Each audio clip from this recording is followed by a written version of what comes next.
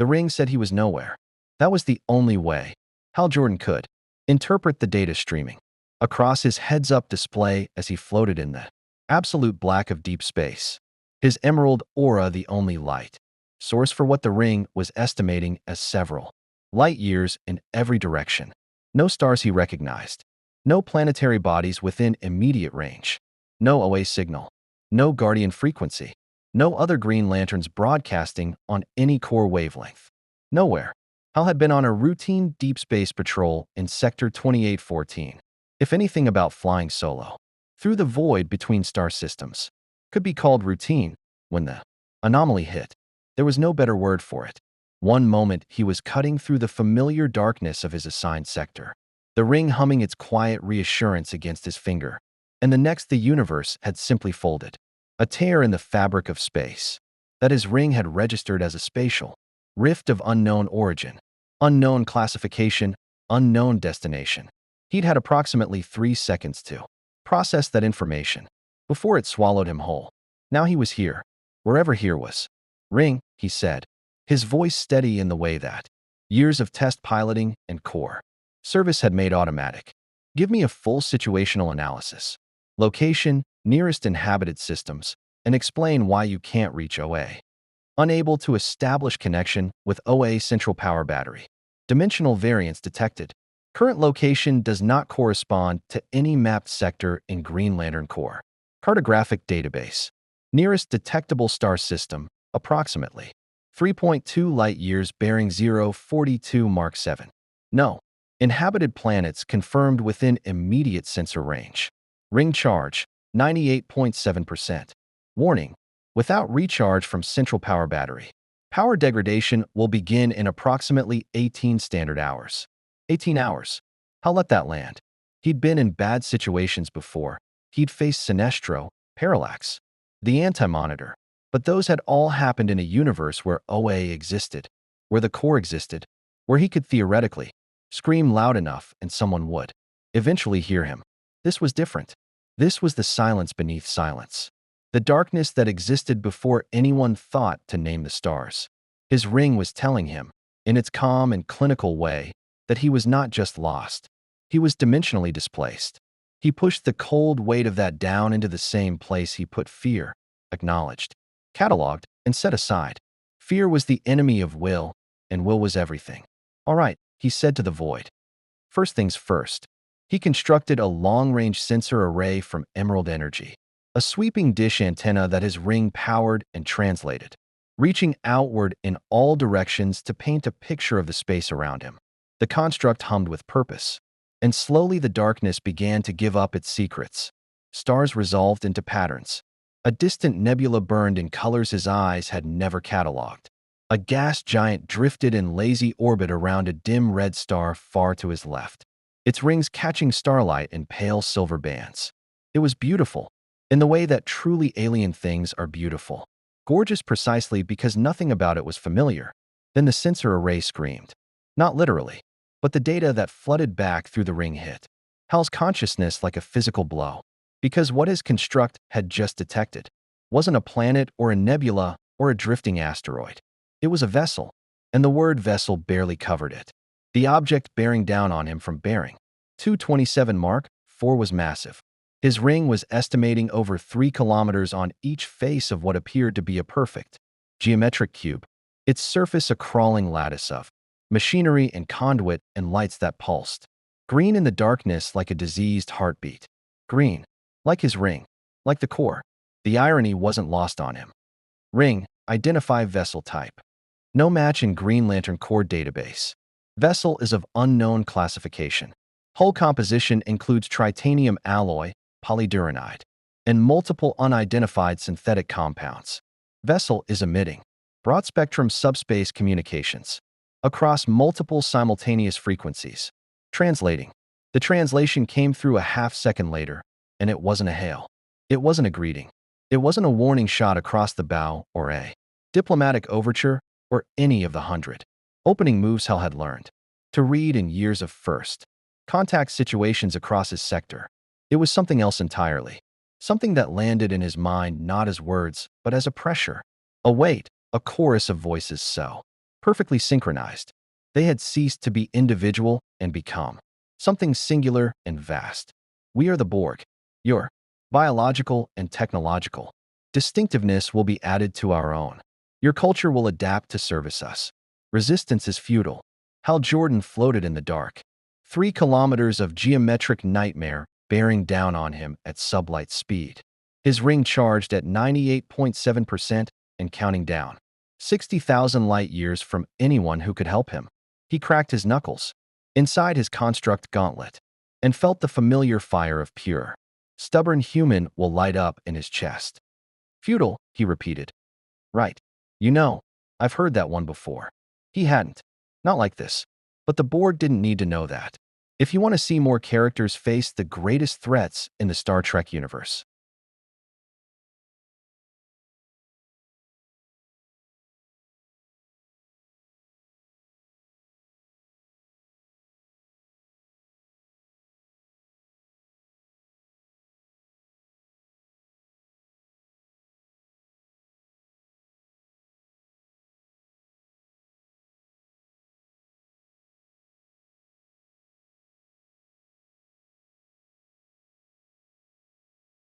hit that subscribe button and drop the name of a character you'd want to see in the comments below. May the Force and the light of willpower be with you. The Borg cube didn't slow down. That was the first thing Hal clocked as he held his position in the dark, ring humming at his finger. The massive geometric vessel eating up the distance between them with the patient, unstoppable momentum of something that had never once considered the possibility that anything in its path might not move. It wasn't aggressive in the way Hal understood aggression, no weapon ports cycling hot, no targeting lock that his ring could identify as a traditional combat system. It simply advanced, the way a tide advances, the way gravity advances, with the complete and total indifference of a force that doesn't recognize resistance as a meaningful category. Hal recognized that indifference.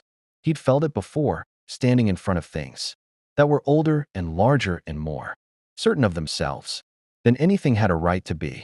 It was the feeling that preceded the moments that defined you. He flew toward it, not because he had a plan, not yet, but because Hal Jordan had learned a long time ago that the worst thing you could do when something terrifying was bearing down on you was wait for it to arrive on its own terms. You close the distance. You choose the ground. You make it a fight instead of an execution. The cube filled his vision as he approached, and up close it was even more incomprehensible than the sensor data had suggested. The surface wasn't smooth. It was alive with movement, conduits pulsing with energy, mechanical arms extending and retracting along the outer lattice, and figures, humanoid figures in dark armor, moving along the exterior hull with the synchronized precision of a single organism operating 1,000 limbs. Each one moved identically. Each one turned to track him with identical mechanical eyes as he swept along the cube's face in a long arc, his ring painting the details in sharp emerald light. Drones. That was the word his ring supplied after a moment of analysis. Cybernetically enhanced biological organisms, each one connected to a central hive mind, each one stripped of individual thought and folded into the collective's singular consciousness. The ring's scan was clinical about it, but Hal felt something cold move through him at the reality underneath the data. These had been people once. Every single one of them had been someone's something. A child, a parent, a pilot, a scientist, before the Borg had taken that away and replaced it with wire and obedience. That cold feeling sharpened into something harder, something useful. The transmission came again, stronger now, the pressure of it more physical at close range, like standing next to a speaker wall with the volume cranked past the point of music, into the territory of pure force. You have entered Borg space. You will be assimilated. Resistance is futile. Still not hearing a compelling argument, Hal said. And through the first construct. It was a wall, broad, thick, emerald bright, planted directly in the cube's flight path like a door slammed shut. Not because he thought it would stop 3 kilometers of Borg engineering.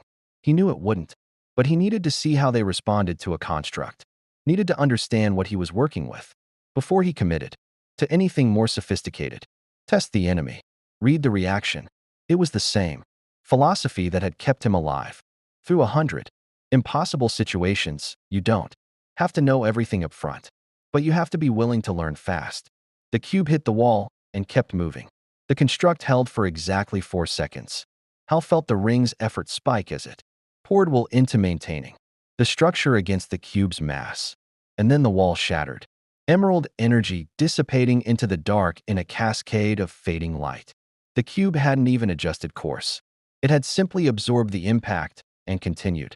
The outer lattice crackling with residual energy before the drones on the hull surface moved in coordinated patterns to redistribute whatever charge the construct had imparted. They adapted immediately. Already. Okay, Hal said quietly. So that's the game. He went harder. A battering ram of solid constructs, pile-driven into the cube's primary propulsion array. His ring had identified the rearward structures as likely drive systems. The impact was massive, enough emerald force to crack a moon's crust.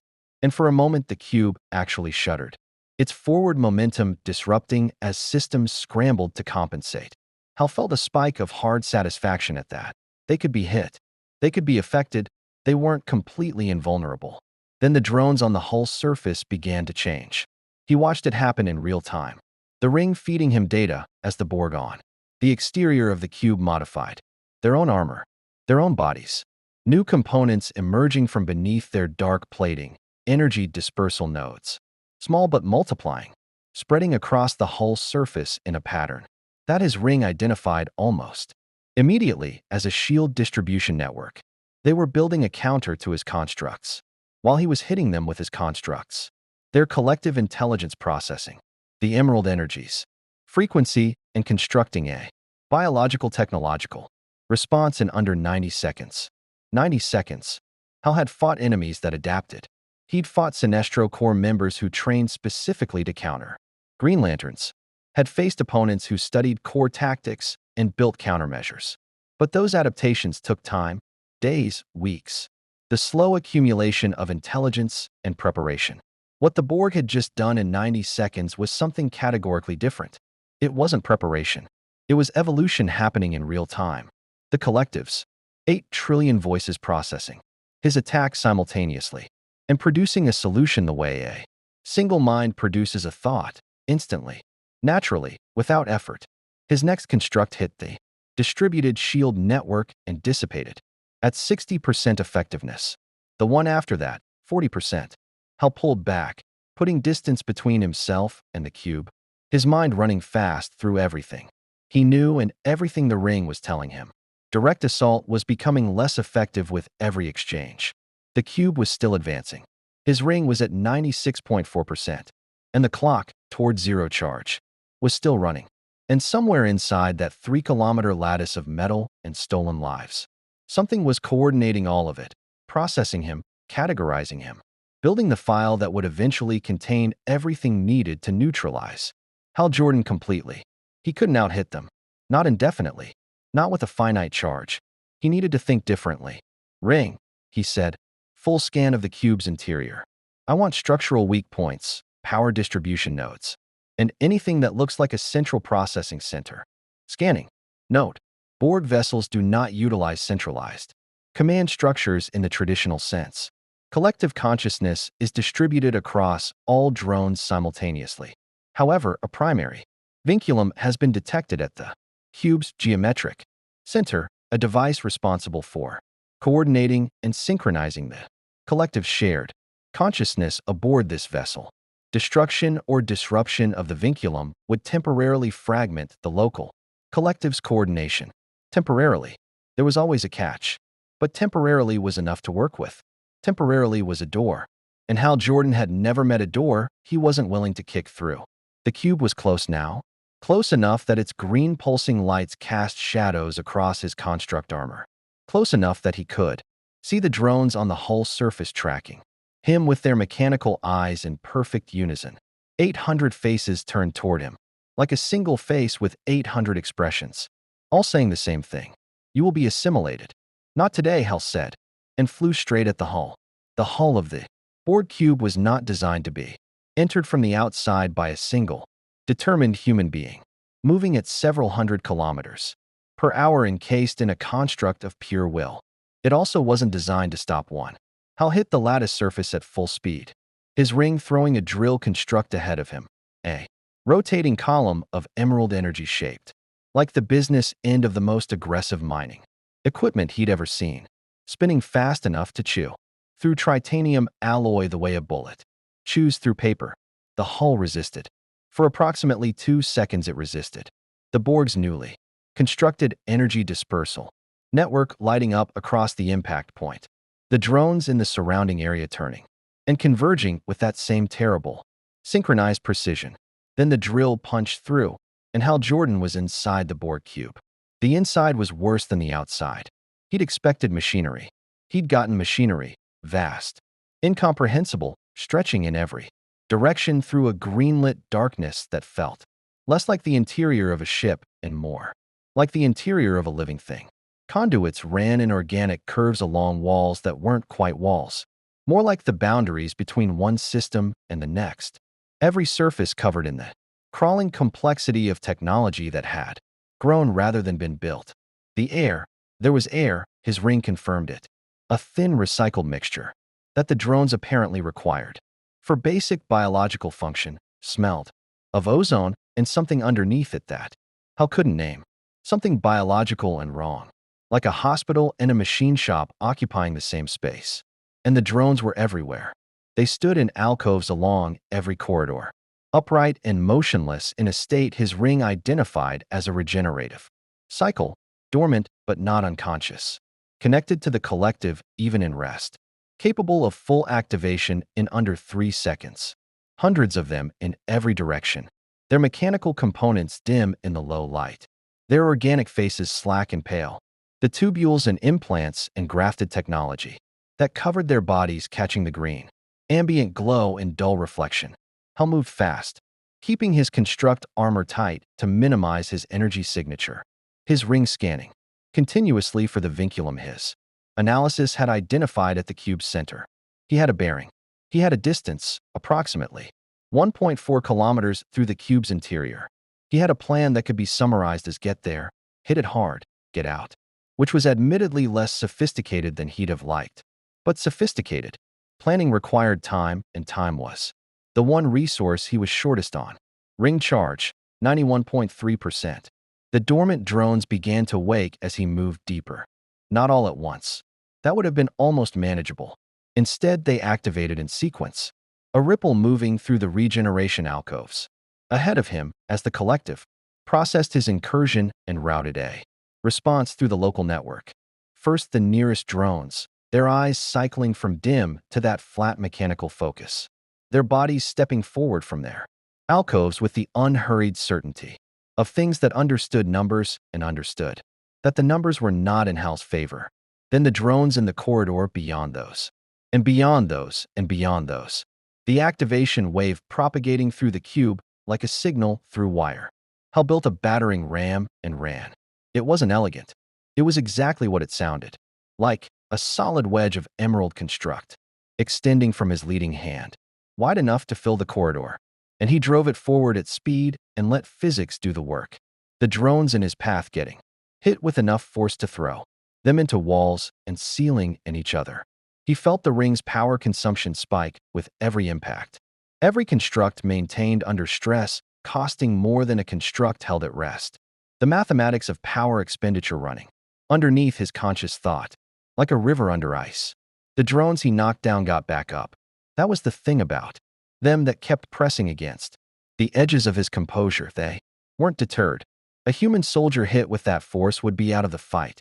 The drones processed the impact, recalibrated, and re-engaged, their bodies taking damage that would be catastrophic to unaugmented biology and simply routing around it. The collective redistributing function from damaged components to intact ones the way water routes around a stone. He wasn't hurting them. He was inconveniencing them, buying himself seconds. And every second cost him ring charge he couldn't recover. He needed to move faster. Hal pushed his flight speed up, ring charge be damned. The corridor blurring past him as he navigated. The cube's interior by the bearing his ring had locked onto the vinculum, left through a junction that opened into a vast chamber filled with processing columns, stretching floor to ceiling. The scale of it made him feel briefly, vertiginously small, the way standing at the edge of a canyon does. The columns pulsed with data, green light chasing through their length in patterns too fast to read. And he understood without needing the ring to tell him that he was looking at the collective's local memory, the accumulated knowledge of every species these drones had ever assimilated, every ship they'd ever taken, every life they'd ever consumed and converted into information. The anger came back, harder this time. He didn't stop. The vinculum was ahead and below, the ring insisting on the bearing even as the drones converged from multiple directions now, not just behind him, but dropping from above through maintenance shafts and emerging from corridors to his left and right. The collective had figured out where he was going. Of course it had. It had been processing his trajectory since he entered. 8 trillion voices running the calculation simultaneously and arriving at the answer before Hal had consciously committed to the route. A drone grabbed his ankle. Not a dramatic lunge, just a hand, extending from an alcove he'd passed half a meter too close to, closing around his leg with hydraulic strength that his ring registered as approximately 4 times what unaugmented human musculature could produce. Hal spun, construct forming instantly into a blade at his wrist, not to cut the drone, but to sever the grip. A precise application of force that freed him in under a second.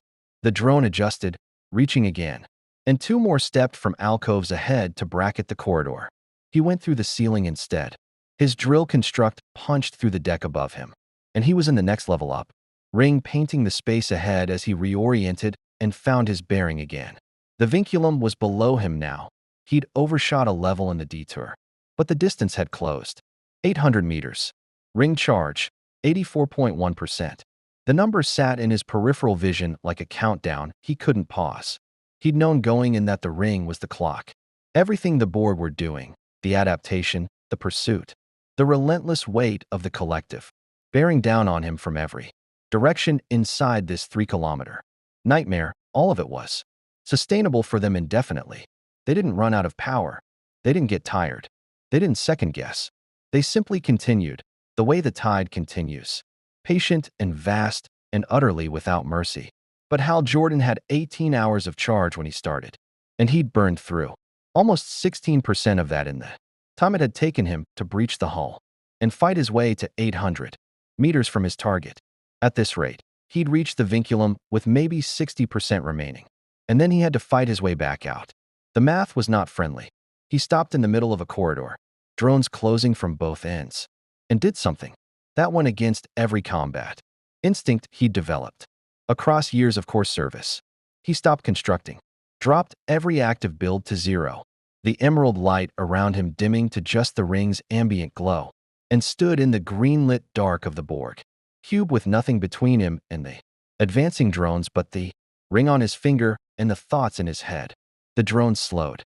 Not stopped. They never stopped, but slowed. The collective apparently recalibrating for a threat that had just changed its behavior pattern. Hal watched them approach and made himself think instead of react. Made himself look at the situation with the detached clarity that the Corps had spent years training him toward. Direct assault was costing him too much. The vinculum was his target, but fighting his way to it at current expenditure rates would leave him with nothing for the return trip, and a green lantern with an empty ring inside a Borg cube was just a man in a green suit. He needed a different approach. He needed to stop fighting the cube and start using it. The drone at the front of the converging group was 3 meters away when Hal Jordan smiled, and in the expression there was something that 8 trillion voices, processing simultaneously, apparently hadn't encountered before, because for just a moment, the advance paused.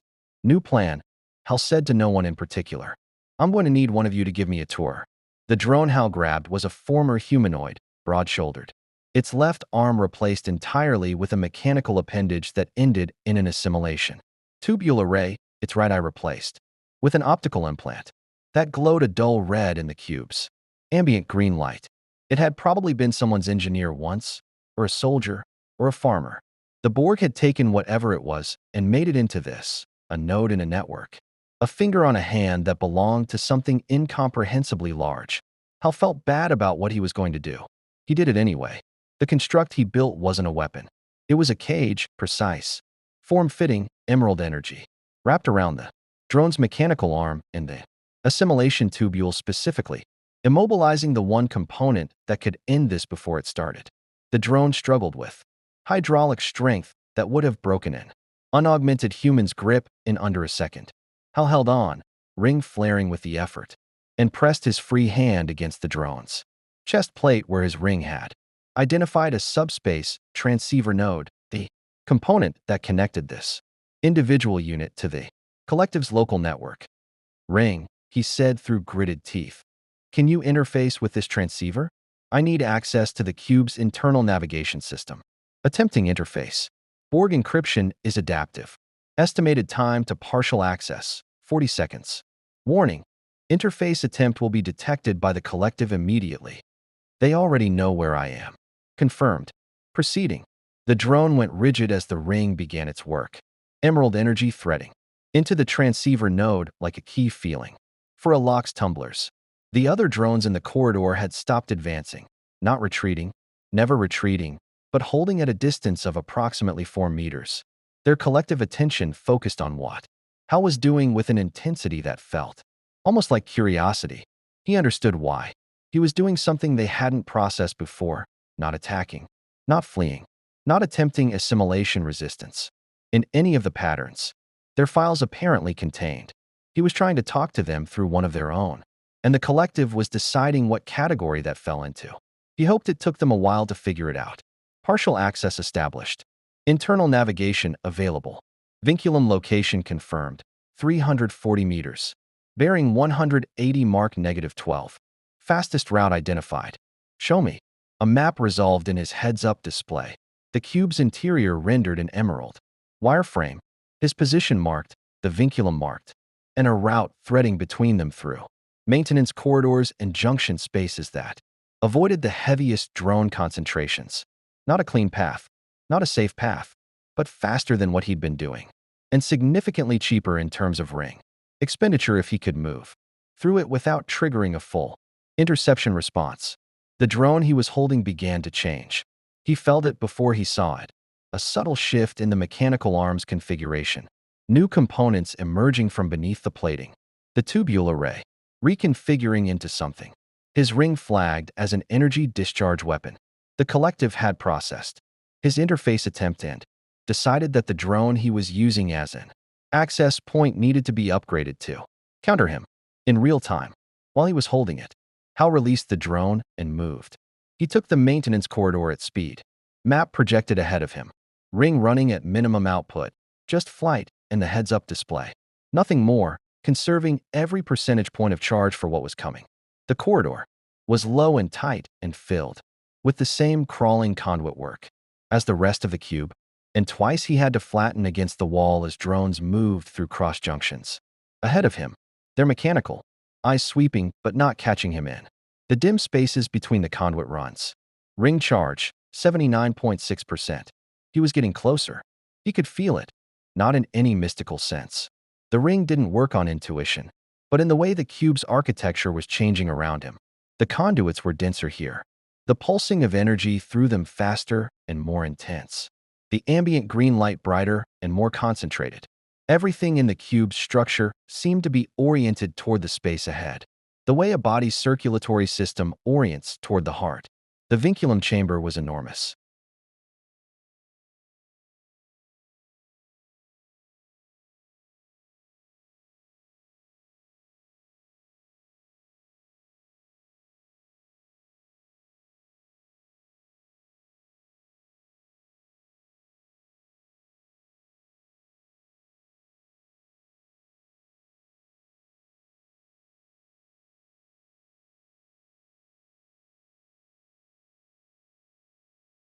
He came through a maintenance hatch into a space that opened upward. For what his ring estimated as 60 meters, circular in cross-section, its walls lined floor to ceiling, with the dense computational architecture he'd seen in the memory columns earlier. And at the center, suspended in a web of energy conduits that connected it to every wall simultaneously, was the vinculum itself, a device roughly 3 meters across, roughly spherical, its surface covered in processing nodes that fired in cascading Sequences too fast for the eye to track. The air around it shimmering with the heat of computation. And surrounding it, standing in a ring at the chamber's perimeter, were 47 drones. They weren't advancing.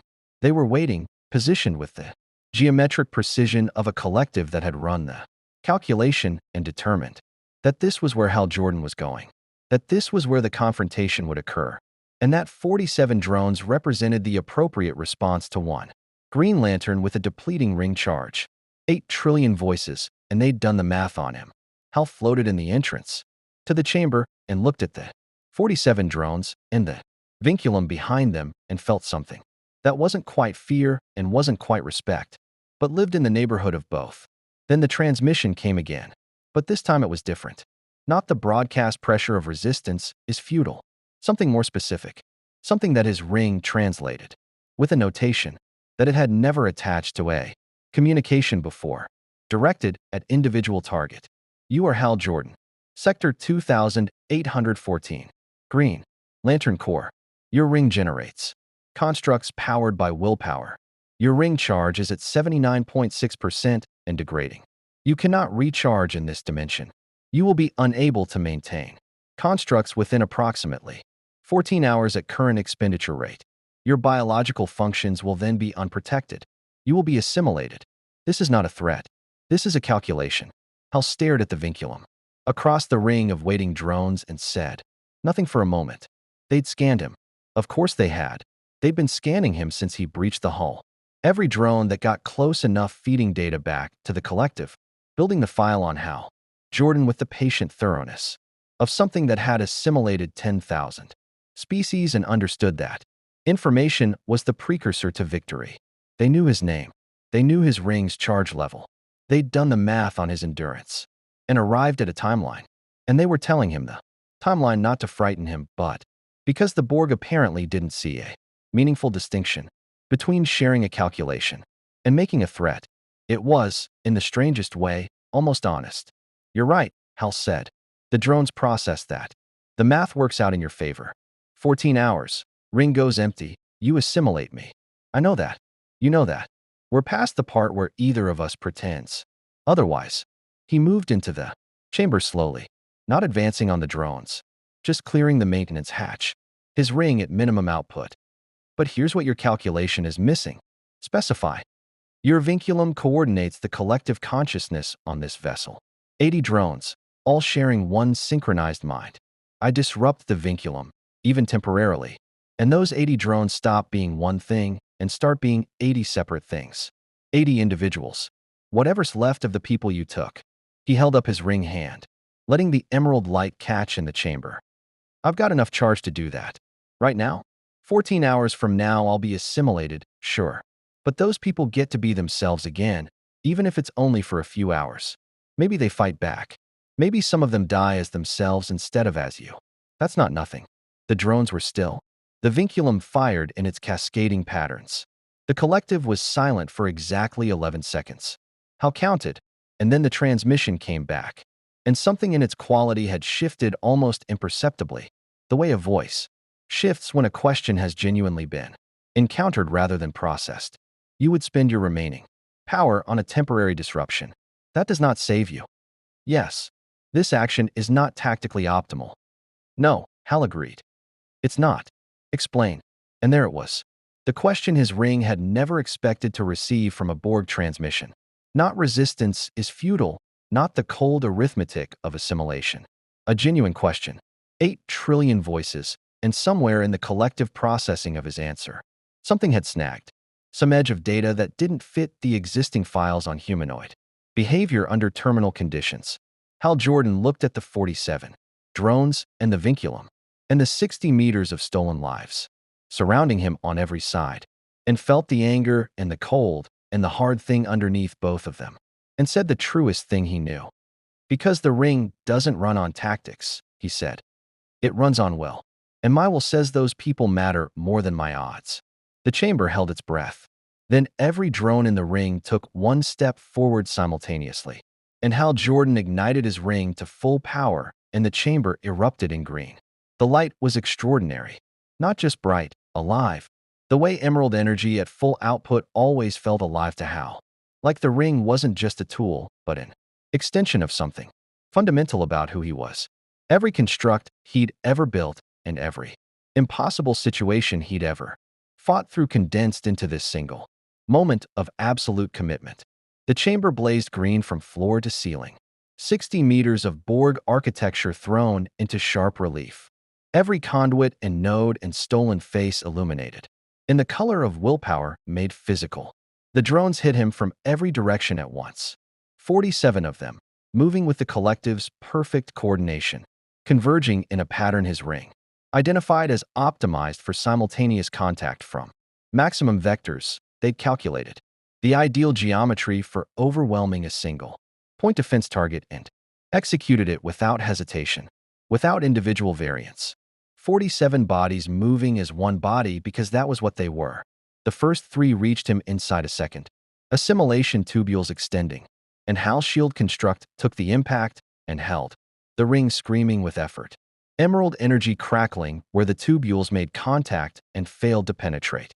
He didn't try to fight all 47. He picked one direction and pushed, a shockwave construct, an expanding ring of force detonating outward from his position. Not targeted, just raw omnidirectional pressure. Enough to throw the converging drones back and buy him 3 seconds of space. 3 seconds was enough. He was already moving. Not toward the exit, not toward safety, but deeper into the chamber, driving straight for the vinculum at the center with everything the ring had left to give. Ring charge, 71.2%. The drones recovered and pursued, their magnetic boots finding purchase on the chamber walls as they reoriented and came at him from above and below.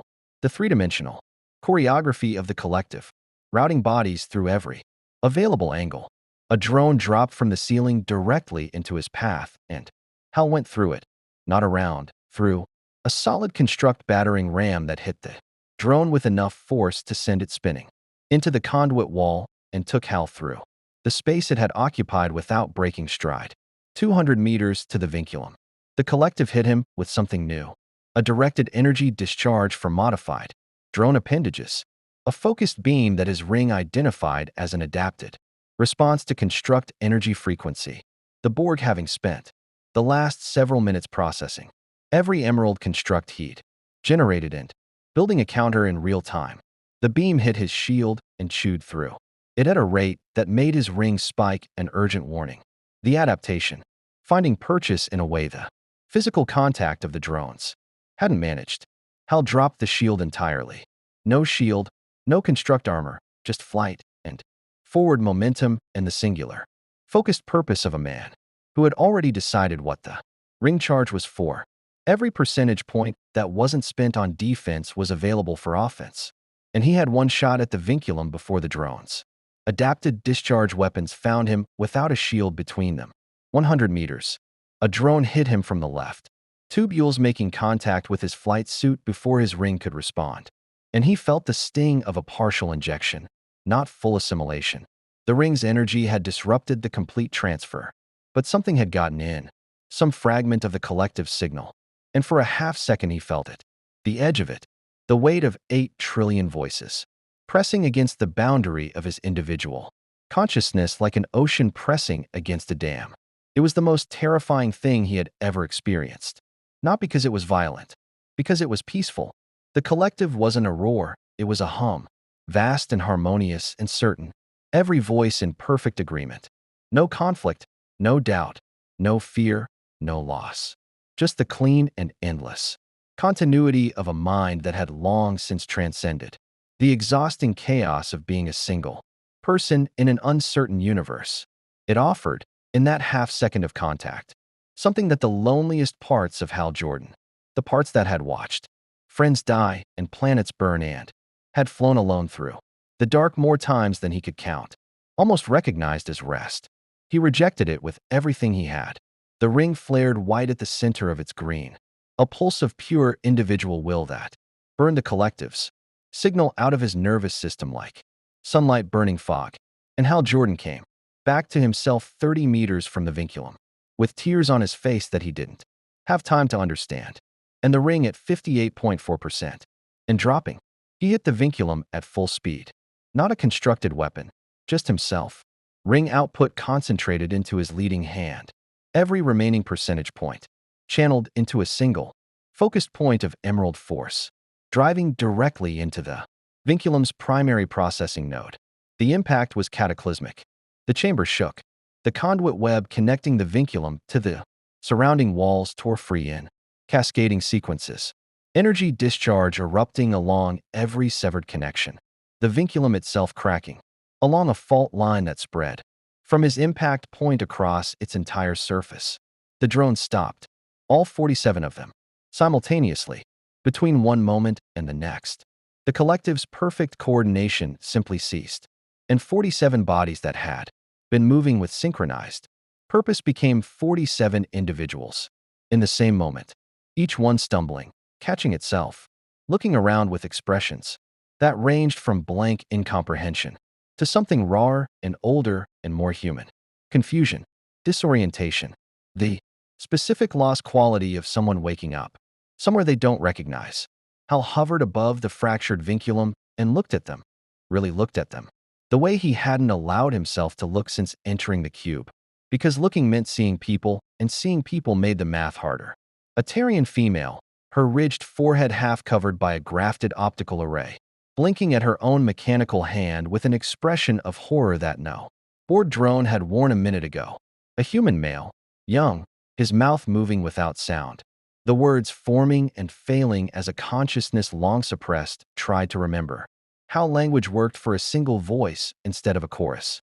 An elderly Balian whose blue skin was mostly obscured by implants, sitting down heavily against the chamber wall and pressing a flesh hand, the one remaining flesh hand, against its face. Ring charge, 51.7%. He had enough to get out. Probably.